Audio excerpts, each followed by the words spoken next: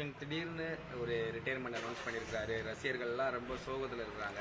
Maybe உங்களுக்கு அது வந்து திடீர்னு தோணியிருக்கலாம். பட் அவர் ப்ராப்ளி மனசில் இருந்திருக்கணும். பட் எங்களுக்கே லேட்டாக தான் தெரியும் அது நான் கொடுக்க போகிறேன்றது. கொடுத்தோடனே எங்களுக்கு ஒன்றும் அந்த அளவுக்கு இது இல்லை. பட் எங்களுக்கு ஒரு எமோஷ்னலாக தான் இருந்தது. எமோஷ்னல்ன்றது வந்து நேச்சுரலாக அது இல்லைன்னா நம்ம இதுவே இல்லை. பவுலிங் போடுறச்சே இருந்தது, பேட்டிங் ஆடுறச்சே இருந்தது, எல்லாத்துக்கும் எமோஷனல் தான். இதுவும் கொஞ்ச நாளைக்கு எங்களுக்கு அப்படி கொஞ்சம் அந்த எமோஷனல்லேருந்து will come out of it. Sir, ஒரு கிரிக்கெட் ஜேர்னியை பொறுத்த வரைக்கும் ஓய்வு முடிவு அறிவிப்பது இன்னைக்கு அந்த ஓய்வு முடிவு அறிவிக்க போகுது. இது சரியான தருணத்தில் ஓய்வு முடிவு அறிவிச்சிருக்காரா? அடுத்து இந்தியாவுக்கான நல்ல அது அவரை கேட்டால் தான் தெரியும். இல்லை உங்கள் பார்வையில் எப்படி சார்? என் பார்வையில் நான் சொல்லவே முடியாது. ஒன்றுமே இல்லை. அவருக்கு என்ன மனசில் தோணித்தோ, ஏன் கால் முட்டி இதுவா, என்ன ப்ராப்ளம்ன்றது கிடையாது. பட் அவருக்கு வந்து ஒரு மாதிரி அதை நம்ம இப்படி இவ்வளோ நாள் இப்படியே தள்ளின்னு இருக்கோமே அப்படின்றதுக்கு வெளில வந்துடலாமேன்னு வந்திருப்பாரு. அவ்வளோதான். மேபி அவரோட கிரிக்கெட் ஜேர்னிக்கு உங்களோட சப்போர்ட்ல என்ன ஒன்றும் பண்ணியிருக்க முடியாது. நீங்கள் வியந்து பார்த்ததுன்னா எதை சார் சொல்கிறீங்க அவரோட கிரிக்கெட்? ஐயோ, அவ்வளோ ஞாபகம் இல்லையா ராஜா எனக்கு. ஏன்னா நான் பழைய ஆள் இல்லை. பழைய ஆளாக இருந்தால் எல்லா ரெக்கார்டையும் எடுத்து பார்த்துட்டு இருப்பேன். தந்தையா இது ஒரு சரியான முடிவு, இது சரியான நேரம் அப்படின்னு அதை சொல்லக்கூடியது எனக்கே கிடையாது. ஏன்னா அவர் கஷ்டப்படுறாரு, அவர் எல்லாத்தையும் ஃபேஸ் பண்றாரு. அதை போய் நான் வந்து கொடுத்தாலும் எனக்கு ஒன்றும் இல்லை, கொடுக்கலன்னாலும் எனக்கு ஒன்றும் இல்லை.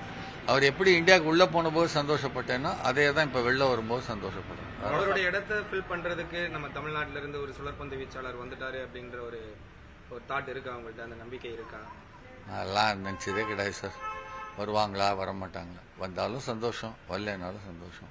பட் அவங்களோட முயற்சி தானே அதுக்கு. இது வேற ஒண்ணுமே கிடையாது. இந்தியன் டீம்ல அவருடைய இடத்தை ஃபில் பண்றதுக்கான ஒரு ஆள் இருக்காங்கன்னு ஃபீல் பண்றீங்களா சார் நீங்க இப்ப கரண்ட் சிச்சுவேஷன்ல? அதை செலக்டர்ஸ் தான் ஃபீல் பண்ணணும். உங்களோட சப்போர்ட் எப்படி சார் இருந்துச்சு அவருக்கு இந்த கிரிக்கெட் ஜேர்னில? உங்களோட சப்போர்ட் எப்படி சார்? நான் ஒண்ணுமே பண்ணலப்பா. சின்ன வயசுலேருந்து கொண்டு போய் விட்டேன், அழிச்சுன்னு வந்தேன், அவ்வளோதான். எனக்கு தெரிஞ்ச கிரிக்கெட்டை சொல்லி கொடுப்பேன், அவ்வளோதான்.